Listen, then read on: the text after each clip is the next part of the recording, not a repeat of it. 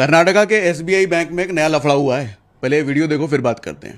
ಇದು ಕರ್ನಾಟಕ ಇದು Karnataka madam India ಅದು ಈ ಕರ್ನಾಟಕದಲ್ಲಿ ಕನ್ನಡ ಮೈನ್ ಫಸ್ಟ್ ಕನ್ನಡ ಫಸ್ಟ್ ಮೇಡम। अभी हुआ क्या है कि एक कन्नड़ कस्टमर आया और एसबीआई की ब्रांच मैनेजर से बहस कर रहा है कि मुझसे कन्नड़ में ही बात करो। और एसबीआई की ब्रांच मैनेजर ये कह रही है कि भैया इंडिया है, यहाँ हिंदी में बोल सकती हूँ। हालांकि ध्यान देना, कस्टमर को कन्नड़ भी आती है, हिंदी भी आती है, फिर भी वो ब्रांच मैनेजर को फोर्स कर रहा है कि कन्नड़ में ही बात करो। ब्रांच मैनेजर जब कह रही है इंडिया है, तो कस्टमर का कहना है कि भैया इंडिया होगा, लेकिन ये कर्नाटका है तो कन्नड़ में बात करनी पड़ेगी। मजे की बात यह है कि वहां के एक बीजेपी लीडर ने भी ट्वीट कर दिया है।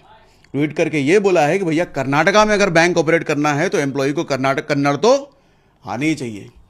अब यहाँ पे बड़ा सवाल ये है कि आरसीबी में खेल रहे विराट कोहली और जो फॉरेन प्लेयर्स हैं, फिर तो उनको भी कन्नड़ आनी चाहिए।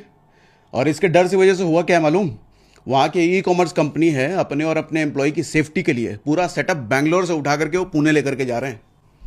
और कई सारे सवाल हैं, ट्वीट पे भी लोगों ने पूछे हैं।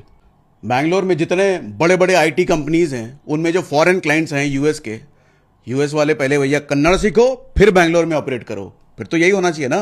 और अगर आप 5-6 दिन के लिए छुट्टी मनाने के लिए कर्नाटका जा रहे हो तो पहले कन्नड़ सीखो तब जाना कर्नाटका। और इन सबसे बड़ी बात, मुझे चक दे इंडिया का एक डायलॉग याद आता है कि मुझे स्टेट्स और भाषा के नाम सुनाई नहीं देते, मुझे सिर्फ एक शब्द सुनाई देता है, इंडिया। तो क्या ये डायलॉग फिल्मों तक ही सीमित रह गया है?